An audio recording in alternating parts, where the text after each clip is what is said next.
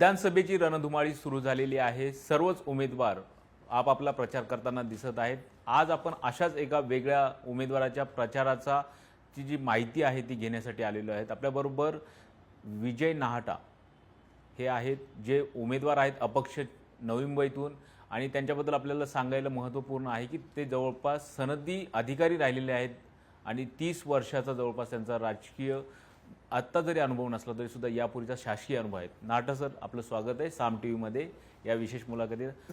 सगळ्यात महत्त्वाचा प्रश्न तर हा आहे की तुमची जी कारकीर्द आहे ती आपण बघितलं तर सनदी अधिकारी म्हणून सुरू झालं, तर कशा पद्धतीने तुम्ही म्हणजे राजकीय आपण जर बघितलं तर राजकीय नेते वेगवेगळे डिसिजन आहे ते घेत असतात आणि तुम्ही आतापर्यंत इम्प्लिमेंट करत होते। आता तुम्ही 2014 नंतर पुन्हा एकदा निवडणुकीच्या रणधुमाळीमध्ये उतरलेले आहेत, तर राजकारणाकडे आकृष्ट व्हावं असं कसं वाटलं? कसं आहे, आम्ही आयुष्यभर ज्या विभागामध्ये कामं केली, ज्या डिपार्टमेंटमध्ये कामं केली, ती सगळे विभाग हे एकतर लोकांशी संबंधित होते। आम्ही ग्रामीण भागामध्ये काम केलं, शहरी भागामध्ये काम केलं, गडचिरोलीसारख्या दुर्गम भागामध्ये, आदिवासी भागामध्ये काम केलं, आणि या सगळ्या ठिकाणी माझ्या असं लक्षामध्ये आलं की राजकारणी लोकांचा आमचा सातत्याने संबंध येत असल्यामुळे आणि नागरिकांचा आमचा संबंध येत असल्यामुळं मला असं वाटलं की समाजसेवा जर करायची असेल निवृत्तीनंतर तर राजकारण हे त्याच्यातलं सर्वात चांगलं माध्यम आहे।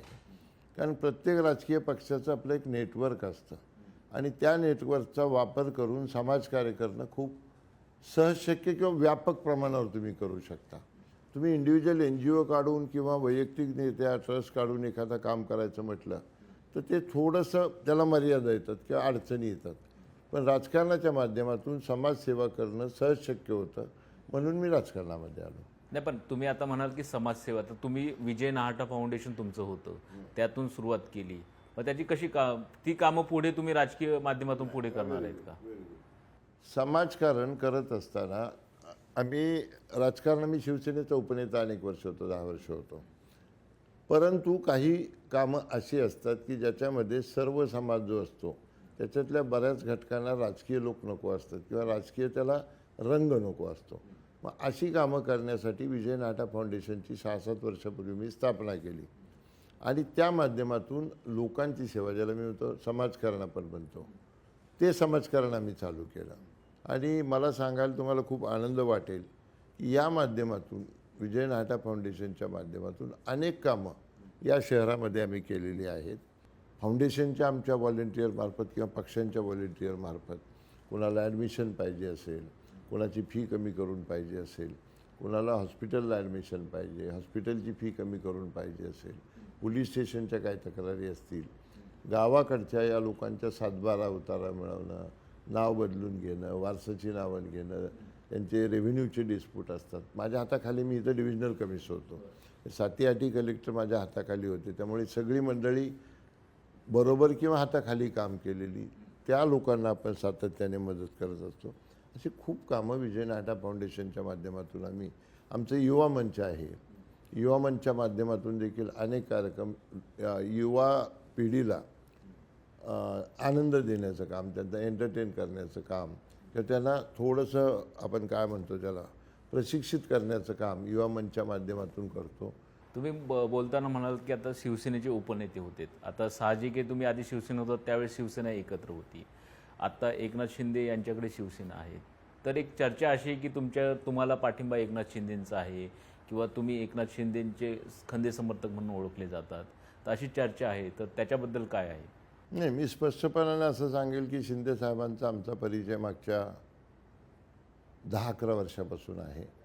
ते आमचे पालकमंत्री होते, पक्षामध्ये संपर्क प्रमुख होते, जिल्हा प्रमुख होते, आणि त्यामुळं त्यांचं राजकीय आणि त्यांचं आणि आमचं सख्य असणं साहजिक होतं, आणि त्यामुळं त्यांचे माझे वैयक्तिक संबंध खूप चांगले आहेत।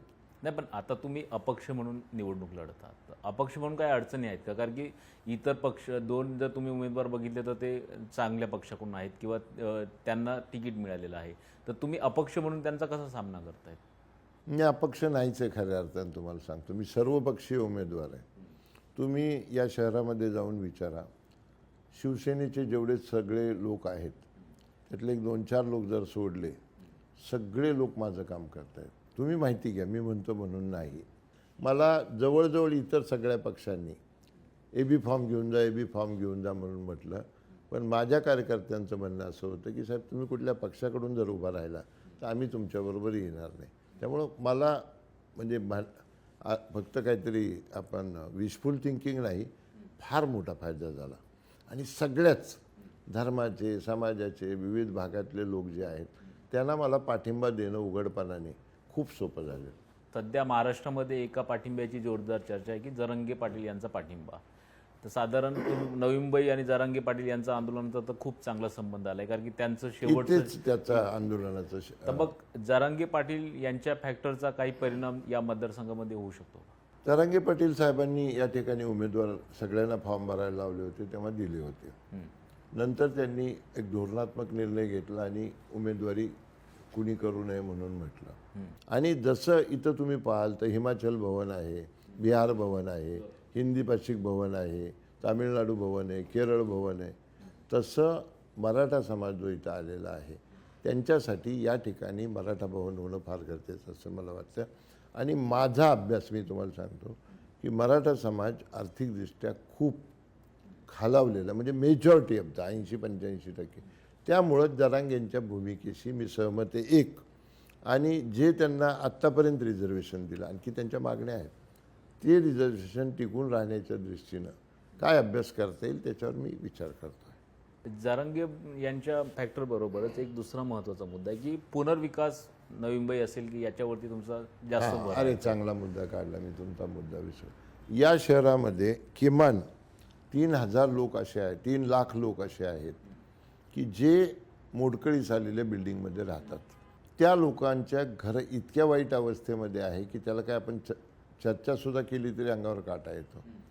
त्या लोकांना चांगल्या पद्धतीने त्यांचं पुनर्बांधणी व्हावी, रिडेव्हलपमेंट व्हावी म्हणून आदरणीय एकनाथजी शिंदे साहेब मंत्री असताना अर्बन डेव्हलपमेंट डिपार्टमेंटचे तेव्हापासून आम्ही पाठपुरावा करून आपला एक नवीन जो डेव्हलपमेंट प्लॅन झाला त्याच्यामध्ये एक वेगळा चॅप्टर टाकून घेतला.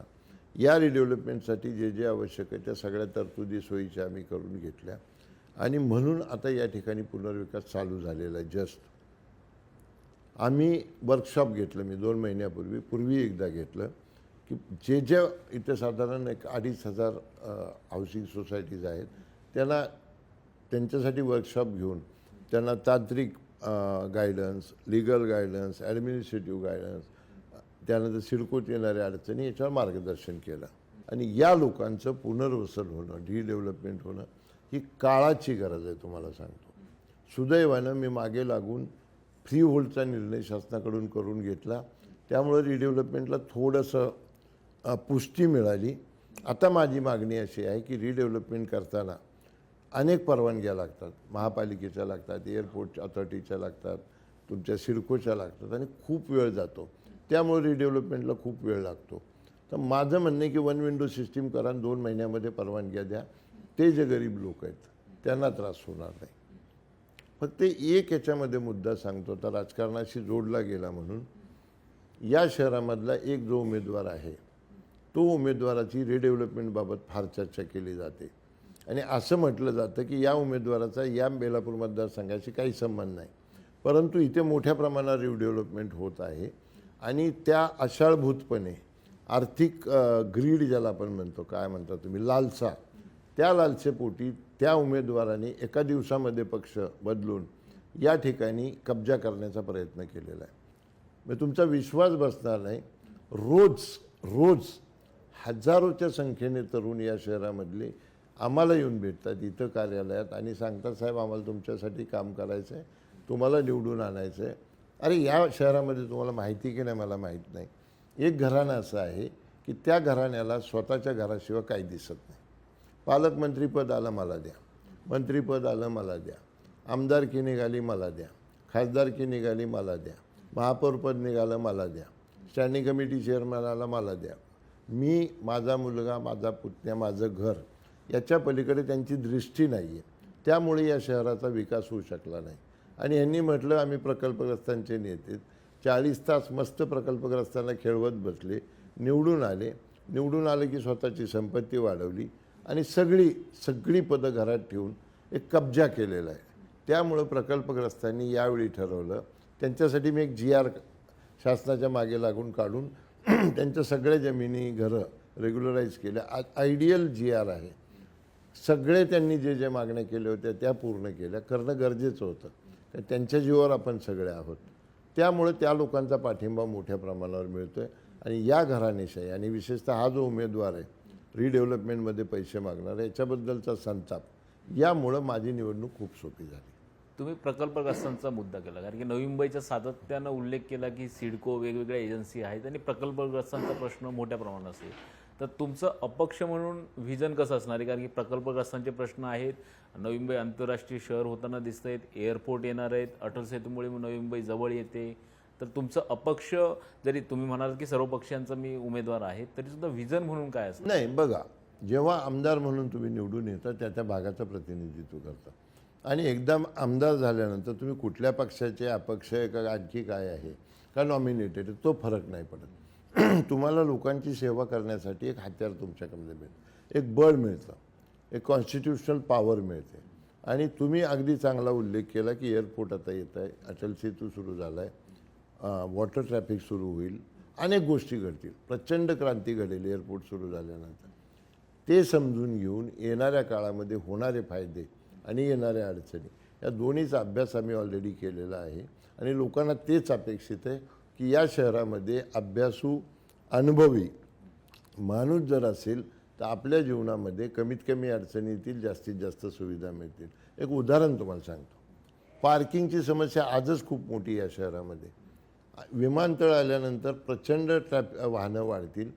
तर आम्ही त्याच्यामध्ये असं म्हणतो की अंडरग्राऊंड तुम्ही करा, अबोव ग्राउंड करा, मेकॅनिकल पार्किंग करा. ज्या मोठ्या मोठ्या रिकाम्या जागा आहेत त्या ठिकाणी पब्लिक पार्किंग करा. आता सुदैवाने जिथं रिडेव्हलपमेंट होतं तिथं पार्किंगची व्यवस्था आपोआप होते. तो मोठा विषय या शहरामध्ये आहे. तुम्ही सांगितलं तसं प्रकल्पग्रस्तांचा GR निघाला, तेवढा निघून चालत नाही. त्यांना प्रत्येक माणसाला त्याचा बेनिफिट मिळवून देणं हे आमचं काम आहे. या जमिनी आम्ही फ्रीहोल्ड करून घेण्याचा निर्णय घेतला. त्याच्यात सरकार जास्त पैसे मागते का कन्व्हर्जनसाठी, ते कमी करून घेणं हे आमची ड्युटी आहे.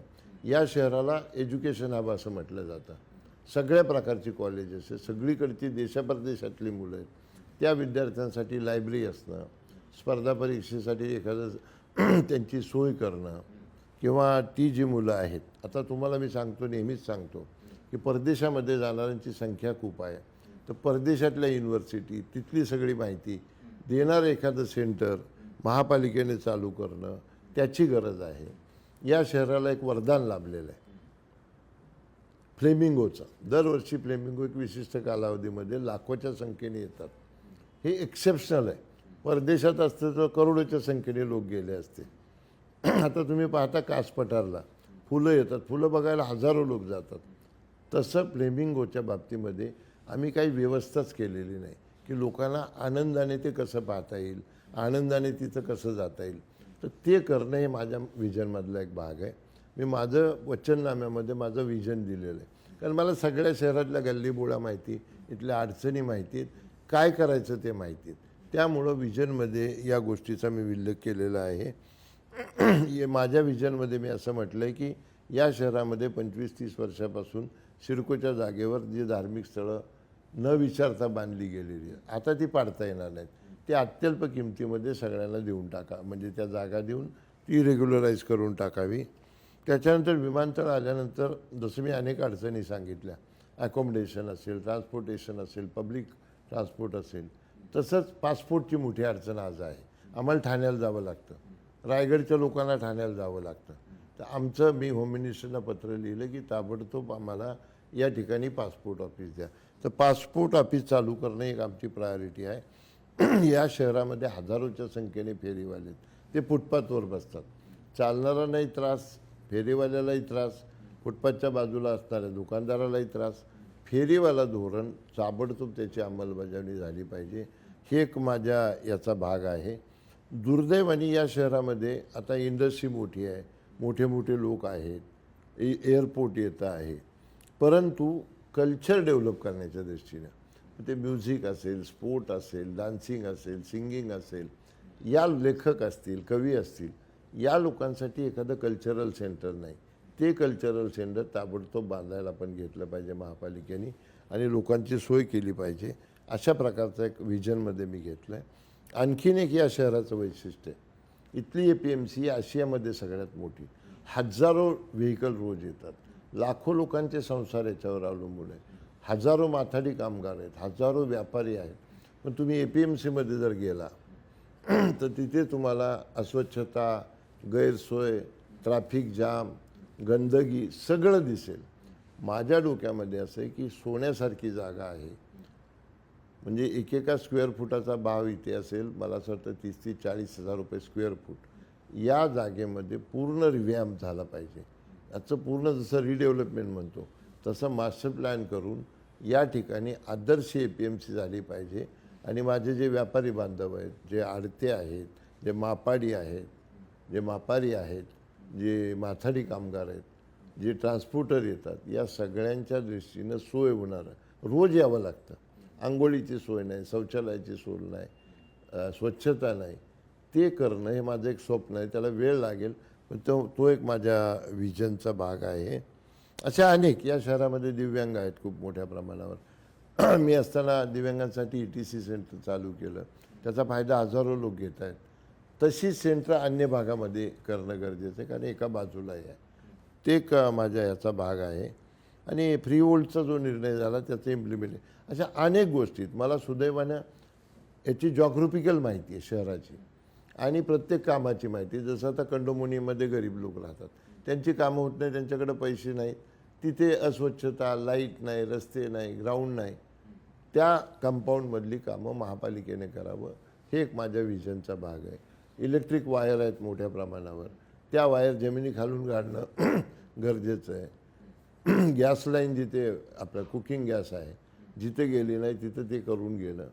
शहर देशामध्ये अव्वल नंबरचं करण्याच्या दृष्टीने जे जे करण्याचं गरजेचं आहे त्या सगळ्याचं बुकलेट आम्ही तयार केलं आहे. मला जर संधी मिळाली तर हे शहर देशामध्ये एकदम टॉपला आणण्याच्या दृष्टीने मी प्रयत्न करेन. तुम्ही म्हणाल की प्रशासकीय कामाचा अनुभव जवळपास 30 ते 35 वर्षाचा तुम्हाला 33 वर्षाचा अनुभव आहे.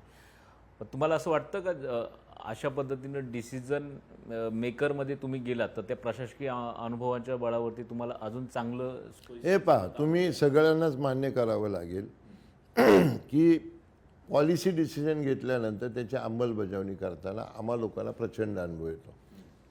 कुठलं काम सहजपणाने होतं, कुठल्या कामात काय अडचणी येतात, निर्णय घेताना काय चुका झाल्या असतील तर त्याच्यामध्ये अमेंडमेंट कशी केली पाहिजे, आम्हालाच ते पाहावं लागतं. एखादा समजा आता जसं बिल्डिंग आहे आमची, हेडक्वार्टरची बिल्डिंग मी बांधली, प्लॅनिंग करून बांधली. काय झालं, जनरल बॉडीमध्ये फक्त ठराव केला गेला, एवढंच ना. तुम्ही म्हणता धोरणात्मक निर्णय आणि बुवा तुम्हाला 100 कोटी रुपयाला मंजुरी.